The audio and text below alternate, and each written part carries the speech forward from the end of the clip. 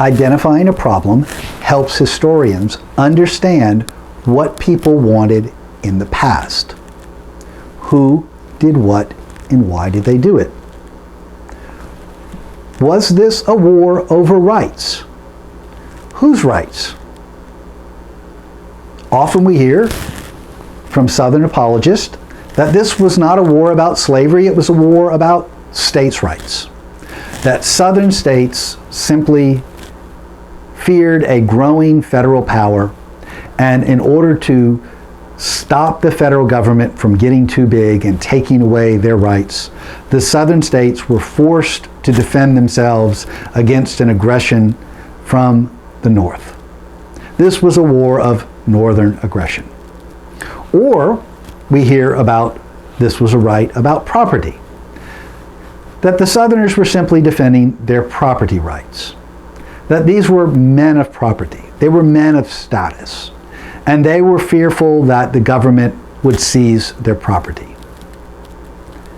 Now, what kind of power did these men of property have? Well, they were advocating for themselves to be the king of their castle. Right? All men are a king of their castle. They could beat their wives, they could beat their children, they could beat their slaves. That the government shouldn't interfere with their rights as men of property. And that the federal government was stepping in to violate their rights. That the federal government was being tyrannical. But what about their behavior? If the rest of us in a society decide that that behavior is unacceptable, can we tell people that that behavior is no longer acceptable to us and that it's against the law?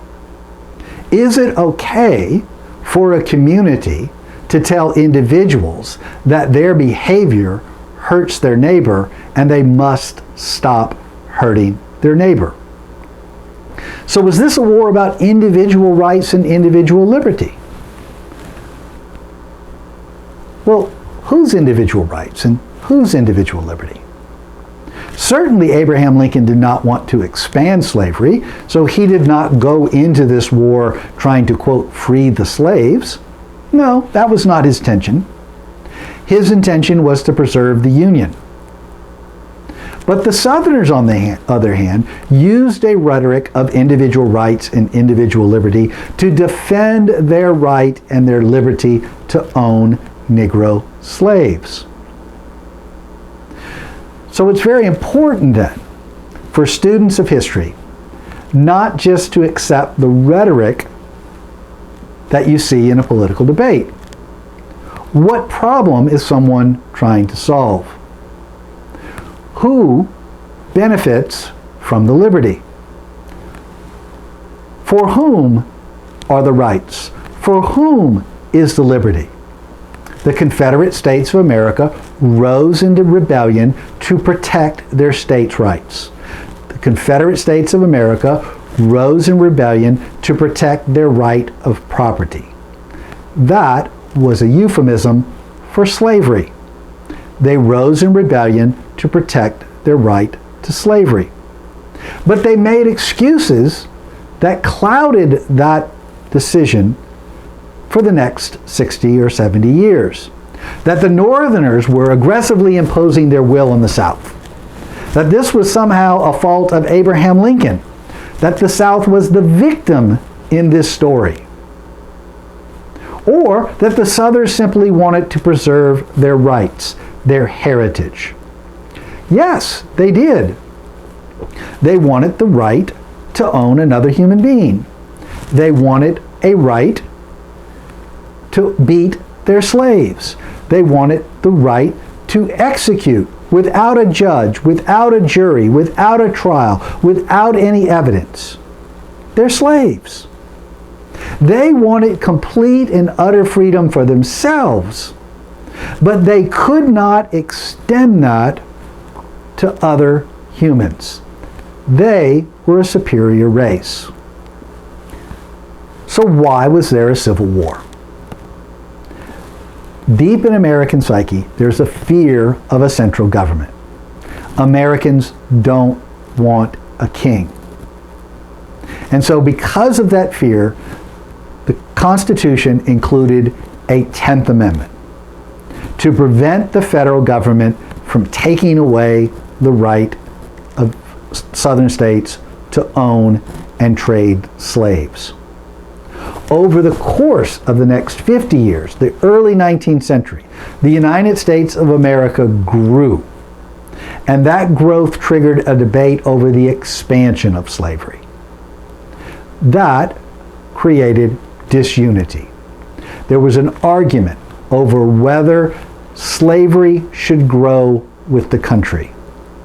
The United States of America made a decision in 1860 not to expand slavery. Abraham Lincoln was committed to stopping the expansion of slavery. He was not going to undermine the 10th Amendment. But the southern states were not happy with only having slavery in their own home. They wanted the right to expand slavery, even though the Constitution allowed Abraham Lincoln to prohibit the expansion of slavery. The southern states then started a civil war. They attacked the United States of America at Fort Sumter. And when they attacked the United States of America, the United States of America defended itself against Southern aggression. At the end of that war, the United States of America won and created new federal powers.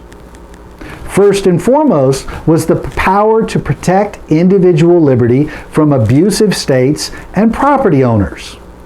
That was at the root of slavery. Slavery was a right protected by state governments. That was a right to own another human being as a piece of property, cattle, livestock. At the end of the Civil War, the federal government promised never to allow one individual to legally own another individual in the United States of America. That anyone born in the United States of America was going to be protected by the United States government. That was a big promise. That, like the Declaration of Independence, became a dream, an unfulfilled promise. When the Declaration of Independence said that all men are created equal, it was not all men. But it inspired men to be better. It inspired women to be better. It inspired people to expand the definition of men to include all of humanity. And so the 14th Amendment that guarantees the rights of citizens was a promise. It was a promissory note, in the words of Dr. King. It was something that laid a foundation for the further protection of individual liberty against the abusive power of states and property owners. The Civil War and Reconstruction was a turning point in American history.